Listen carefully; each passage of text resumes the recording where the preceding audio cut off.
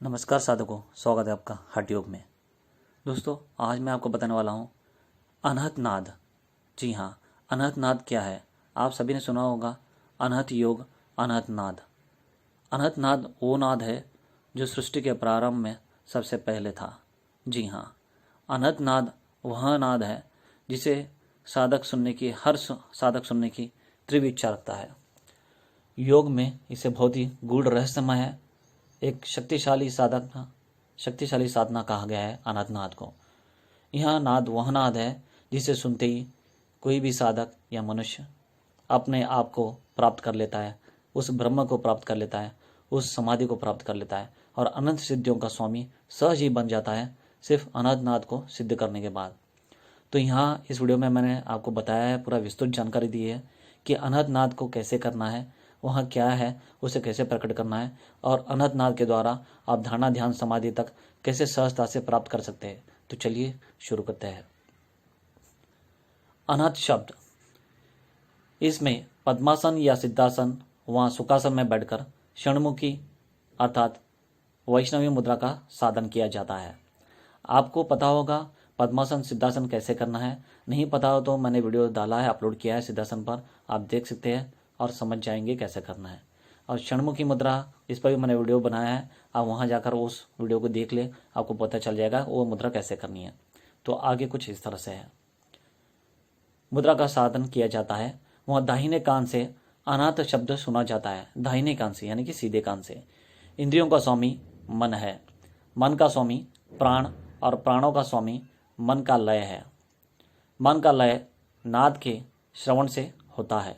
तो देखिए यहाँ पर मन का लय कैसे होता है, नाद के श्रवण से, यानी कि अनहत नाद के श्रवण से मन का लय हो जाता है। और मन का लय होते ही साधक को कुछ शेष नहीं रहता, वह समाधि अवस्था को प्राप्त कर लेता है। और अर्थात षणमुखी मुद्रा में अपने दोनों अंगूठों से कान और दोनों तर्जनों से आंख, दोनों मध्यमाओं से नाक व बाकी अंगुलियों से मुंह बंद करके आधी रात्रि के बाद अनंत शब्द में मन को लगाना, मन को लय करना है। तो यहाँ पर बताया गया है कि ये साधना कैसी करनी है, वो मुद्रा कैसी करनी है और वो कौन से समय में कब करनी है और कैसे मन को लगाना है। योग वशिष्ठ व हठ योग प्रदीपिका में लय योग का विस्तार पूर्वक वर्णन है। जी हाँ, यहाँ पर नाम दिए गए हैं योग वशिष्ठ और हठ योग प्रदीपिका में, ताकि आपको भी पता चले कि आपको किस तरह से आसानी से साधक को प्राप्त कर लेना है। कानों को उंगलियों या मोम से बंद करके भी अनाथ शब्द का सुनने का अभ्यास किया जाता है। अभ्यास करने पर पहले समुद्र व मेघ गर्जन व अग्नि जलने का शब्द सुनाई देगा, फिर आरती की घंटी। इस तरह 10 प्रकार के शब्द सुनाई देंगे, मीन्स अलग अलग शब्द सुनाई देंगे उस साधक को, और उस तरह से वह आगे बढ़ता जाएगा।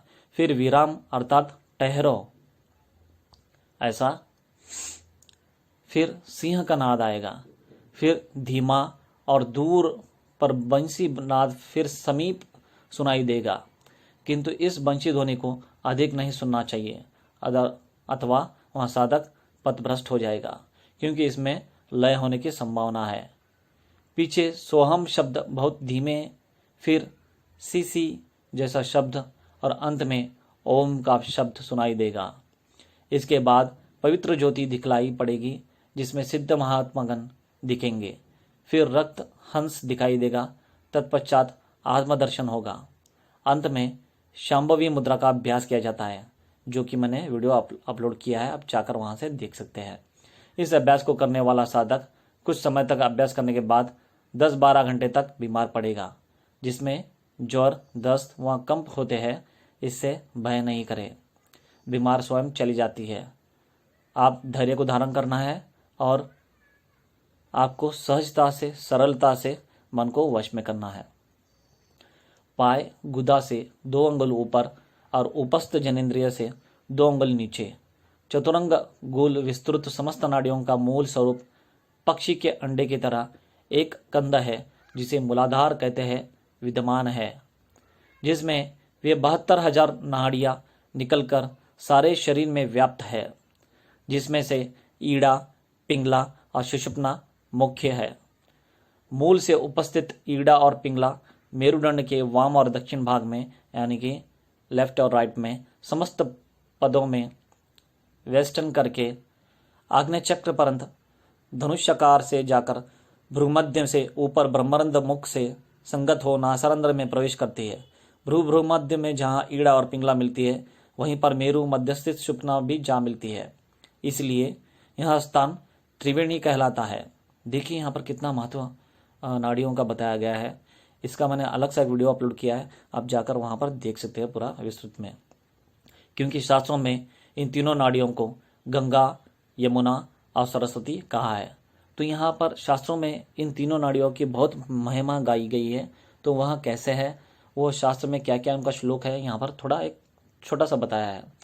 ईड़ा भोगवती गंगा पिंगला यमुना नदी, ईड़ा पिंगलोर मध्य सुषुम्ना च सरस्वतिया।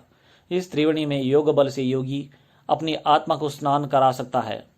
त्रिवेणी योग सह प्रोक्ता तत्र स्नानम महाफलम। तो देखिए क्या फल मिलता है इन त्रिवेणी संगम में स्नान करने के बाद उस महायोगी को, उस महान साधक को। इस शास्त्रीय वचन के अनुसार उसको मोक्ष की प्राप्ति होती है। प्रणकृति सुषुम्ना धनुषाकार ईड़ा और पिंगला के बीच में से होकर गुजरती है। तो देखिए उस त्रिवेणी संगम में जब साधक स्नान करता है, वो योगी, उच्च कोटि का योगी स्नान करता है, तो वहां मोक्ष का भागी बन जाता है सहजता से। उसे निर्विकल्प समाधि की सिद्धि हो जाती है। जी हाँ, निर्बीज समाधि उसे सहज सिद्ध हो जाती है। तो यहाँ पर कितना महत्व बताया है। और आगे कुछ इस तरह से बताया है। धनुषाकार ईड़ा और पिंगला के बीच में से मेरुदंड के अंत तक जाकर उससे पृथक हो चक्राकार को धारण करके भ्रू युगल के ऊपर ईड़ा और पिंगला के साथ ब्रह्मरंध्र, जो सबसे ऊपर का चक्र है, लास्ट चक्र है, मुख में संगता हो ब्रह्मरंध्र परंत आती है। पिंगला के समान सुषुम्ना भी मूल कंद से निर्गत हो ब्रह्मरंध्र परंत गया है। तो यहाँ पर देखिए वो नाड़ी कहाँ कहाँ गई है, कहाँ से होकर कहाँ कहाँ गई है, विस्तृत जानकारी दी है। बहुत ही अच्छा है, बहुत ही अच्छा है। इस प्रकार मूल कंद से लेकर ब्रह्मरंध्र परंत विस्तृत सुषुम्ना नाड़ी की 6 ग्रंथियां हैं जो षट चक्र कहलाती है। योग क्रिया द्वारा मूलाधार स्थित निद्रित कुल कुंडलिनी को जागृत करके इन 6 चक्रों के द्वारा सुषुम्ना पथ के प्रवाहित करके ब्रह्मरंध्र के ऊपर सहस्त्रदल कमल स्थित परम शिव में लय कर देना ही लय योग का उद्देश्य है। तो यहाँ पर देखिए लय योग का उद्देश्य सहजता से बताया गया है, कुछ ही अक्षरों में बताया गया है कि कुंडलिनी को मूल बंध से लेकर या मूलाधार से लेकर सहस्त्रधार तक लेके जाना और छठ चक्र का भेदन करना, बस लय योग का अंतिम पड़ाव है। इस संप्रदाय में यह बतलाया गया है कि सहस्त्रार चक्र में कामेश्वरी और कामेश्वर का ध्यान करे। यह आदि गुरु है, इसलिए इनका स्थान सहस्त्रार के अंत में श्री गुरु पादुका ही बताया है। लय योग में कुंडलिनी का जागना केवल गुरु कृपा से ही होता है, इसलिए इस संप्रदाय में गुरु ही मुख्य देवता माने गए हैं। श्री गुरु ही स्पर्श दीक्षा और फिर दिव्य दीक्षा शिष्य को देते हैं।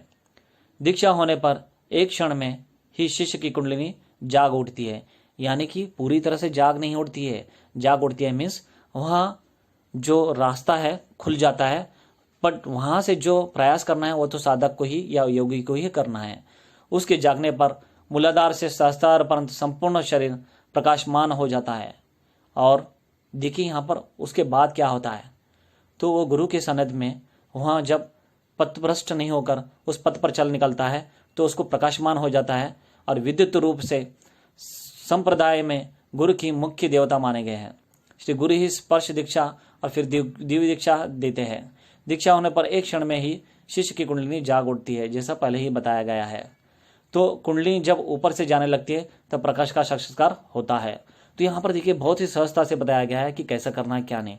इसमें विस्तृत जानकारी आपको इतना सहजता से बताया गया है कि अनाथ शब्द क्या है, उसे कैसे सुनना है, उसका साधना क्या है और उससे कैसे एक सिद्ध साधक या मंद साधक सिद्ध होकर श्रेष्ठ योगी बन जाता है और सहजता से समाधि अवस्था को प्राप्त कर लेता है, उस परब्रह्म को प्राप्त कर लेता है, उस स्वयं आत्मा को प्राप्त कर लेता है बिना कोई दिक्कत के। तो मित्रों, मुझे लगा आपको ये बताओ कि अनहत नाद क्या है, अनहत योग क्या है, अनहत साधना क्या है योग में, जो बहुत ही गूढ़ रहस्यमय योग है। आपको कुछ भी इसमें पूछना हो, कुछ भी संशय हो तो ज़रूर मुझे पूछिए कमेंट्स में, आपको उत्तर तुरंत मिल जाएगा। तो बस इस वीडियो में इतना ही था। आपको अगले वीडियो में मिलते हैं, तब तक के लिए जय हिंद।